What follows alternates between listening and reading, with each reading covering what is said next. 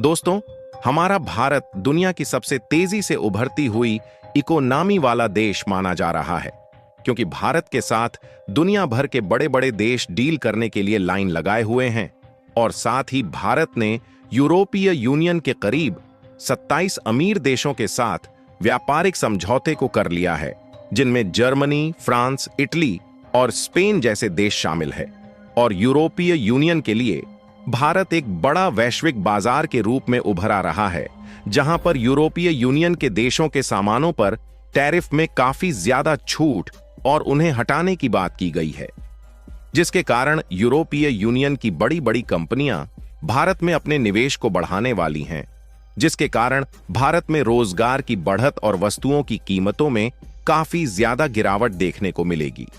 और सबसे अहम बात यह है कि भारत के साथ डील करने के लिए जो दुनिया के बड़े बड़े देशों ने लाइन लगाई हुई थी, अब उसी लाइन में अमेरिका भी खड़ा हो चुका है, जिसकी हम आपको एक छोटी सी झलक दिखा दे रहे हैं, जिसमें आप साफ साफ देख सकते हैं कि अमेरिका भारत के ऊपर लगाए गए 50% टैरिफ को घटाकर 18% टैरिफ करने की बातें कर रहा है। तो वहीं दूसरी तरफ एक और खबर सामने आ रही है कि चीन ने अपने 6 मिलिट्री जनरल को उनके पद से हटा दिया है। और अब सवाल खड़ा होता है कि आखिर चीन ने ऐसा क्यों किया और इसके पीछे का कारण क्या है, क्योंकि अगर कोई भी देश अपने मिलिट्री से 6 ऐसे होनहार जनरल को उनके पद से हटा दे तो उनकी मिलिट्री काफी ज्यादा कमजोर हो सकती है। तो दोस्तों, इन सभी बातों को हम इस वीडियो में विस्तार से आसान भाषा में समझेंगे, लेकिन अगर आप इस वीडियो को देख ही रहे हैं तो आप अपना 1 सेकंड निकालकर इस वीडियो को एक लाइक करके चैनल को सब्सक्राइब कर लीजिए, क्योंकि आपके लिए तो यह 1 सेकंड का काम है, लेकिन इससे हमारी बहुत बड़ी मदद होती है। तो चलिए दोस्तों, सबसे पहले हम बातचीत कर लेते हैं कि आखिर भारत और अमेरिका के बीच में भारत की टैरिफ को लेकर क्या कुछ बातचीत हुई और इसमें भारत का क्या फायदा होने वाला है। दरअसल दोस्तों, सीन की शुरुआत होती है 31 जुलाई साल 2025 से, जब पहली बार अमेरिका के राष्ट्रपति डोनाल्ड ट्रंप ने भारत के ऊपर 25% का टैरिफ लगाया था। और यह टैरिफ भारत से आने वाले सामानों के ऊपर लगाया गया था, ताकि अमेरिका अपने घरेलू उद्योगों को सुरक्षित रख सके और अमेरिका की अर्थव्यवस्था को मजबूत बना सके। उसके बाद फिर अमेरिका ने रूस और यूक्रेन के बीच चल रहे युद्ध को समाप्त करने के लिए भारत के ऊपर दबाव के रूप में 25% का एक्स्ट्रा टैरिफ लगा दिया था।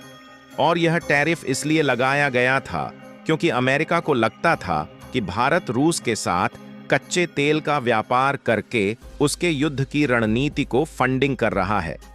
और इन सभी बातों को ध्यान में रखते हुए अमेरिका के राष्ट्रपति डोनाल्ड ट्रंप ने भारत के ऊपर 25% का अतिरिक्त टैरिफ लगाया, ताकि भारत और रूस के बीच की दूरी को बढ़ाई जा सके। हालांकि इसकी वजह से भारत को काफी ज्यादा नुकसान उठाना पड़ा था,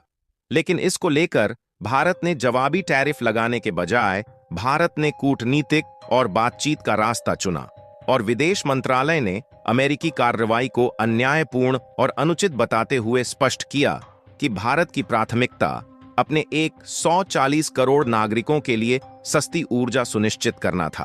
और फिर अमेरिकी दबाव को कम करने के लिए भारत ने अपने तेल आपूर्ति के स्रोतों में विविधता लाना शुरू किया। और साल 2025 की पहली छमाही में अमेरिका से कच्चे तेल के आयात में 51% की वृद्धि की गई, और साथ ही ब्राजील जैसे देशों के साथ कच्चे तेल की खरीदारी बढ़ाई गई। इसके अलावा भारत ने अपने तेल निर्यातकों को अमेरिकी झटके से बचाने के लिए कच्चे तेल के नए नए बाजारों की खोज करना शुरू कर दिया, जिसमें यूरोपीय संघ, यूएई और अफ्रीका जैसे देशों पर ध्यान केंद्रित किया। और हाल ही में साल 2026 में भारत और यूरोपीय संघ के बीच हुआ व्यापार समझौता इसका सबसे अहम हिस्सा माना जा रहा है।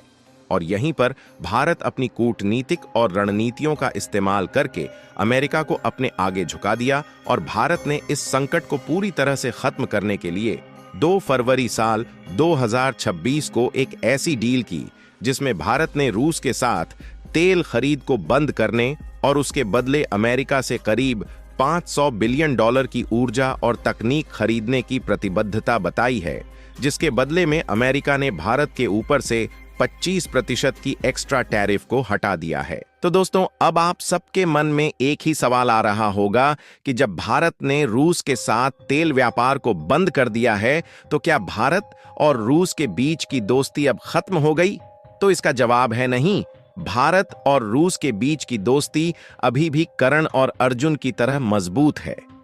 क्योंकि भारत और रूस का रिश्ता सिर्फ कच्चे तेल के व्यापार तक ही सीमित नहीं है, बल्कि भारत आज भी अपने रक्षा उपकरणों के लिए रूस पर काफी ज्यादा निर्भर है,